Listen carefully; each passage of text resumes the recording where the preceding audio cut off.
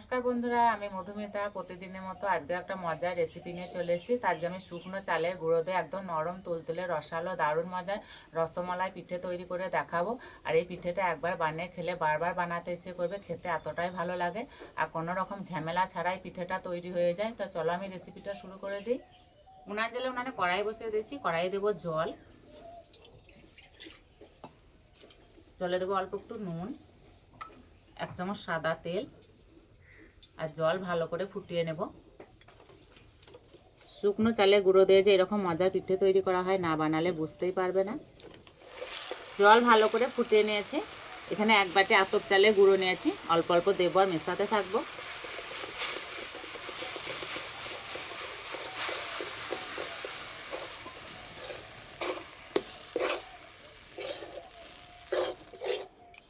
এই 1 বাটি চালের গুঁড়োতে অনেকগুলো রসমালাই হবে। রান্নাটা হয়ে গেছে, এবার নামিয়ে দেব।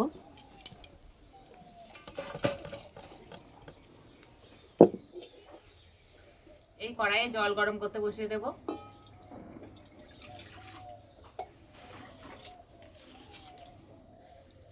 হালকা ঠান্ডা হয়ে গেছে, এবার ভালো করে মেখে নেব।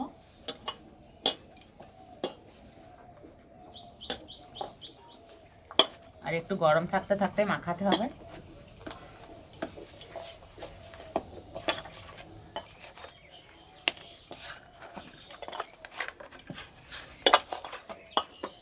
ভালো করে মেখে নিয়েছি, এবার পিঠেগুলো বানিয়ে নেব।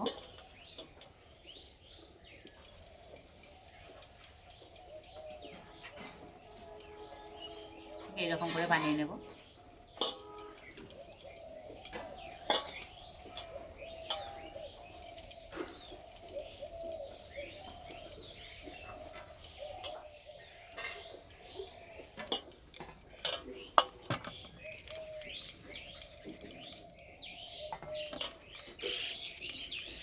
এই পিঠেটা বানাতে একদমই সময় লাগে না।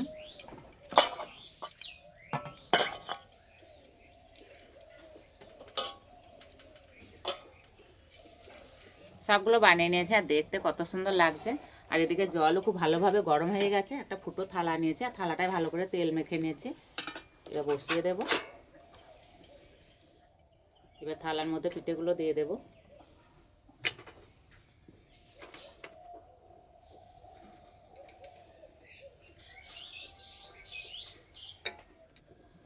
ঢাকাতে পিঠেগুলো ভাপে সিদ্ধ করে নেব। এইভাবে একটু সিদ্ধ করে নিলে পিঠেগুলো একদম নরম তুলতুলে হবে আর খেতে দারুণ লাগবে।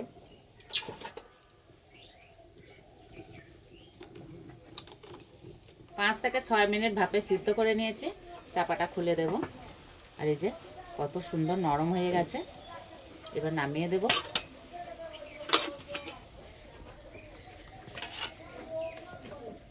অন্য একটা কড়াই বসিয়ে দিয়েছি। কড়াইয়ে দেবো 1 লিটার গরুর দুধ। দুধটাকে ঘন করে জাল দিয়ে নেব।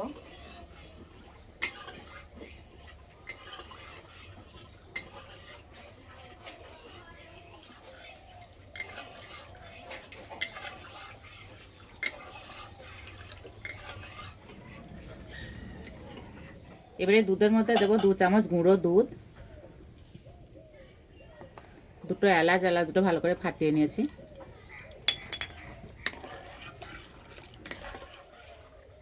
একটু গুঁড়ো দুধ দিলে তাড়াতাড়ি ঘন হয়ে যায়, খেতেও দারুণ লাগে।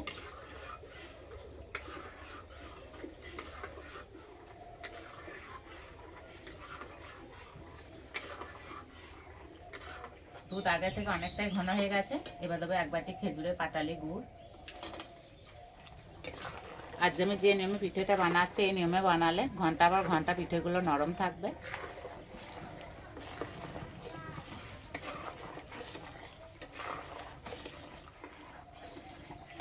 দুধ একদম ঘন হয়ে গেছে, এবার পিঠেগুলো দিয়ে দেব।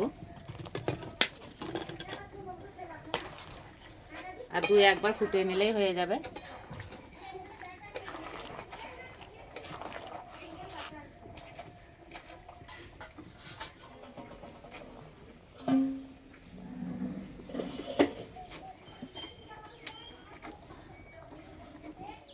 দুটো এলাচ দেওয়ার কারণে যা সুন্দর গন্ধ বেরিয়েছে, হয়ে গেছে। এবার নামিয়ে দেব।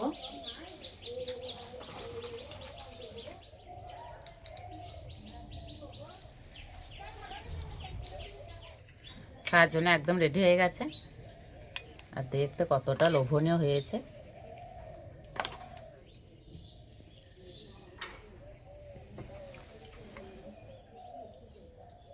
খেতে দারুণ লাগছে, মুখে দিতেই মিলিয়ে যাচ্ছে। ঝোলটা যা লাগছে না খেতে। শুকনো চালের গুঁড়ো দিয়ে যে এরকম মজার পিঠে তৈরি করা হয়, না বানালে বুঝতেই পারবে না।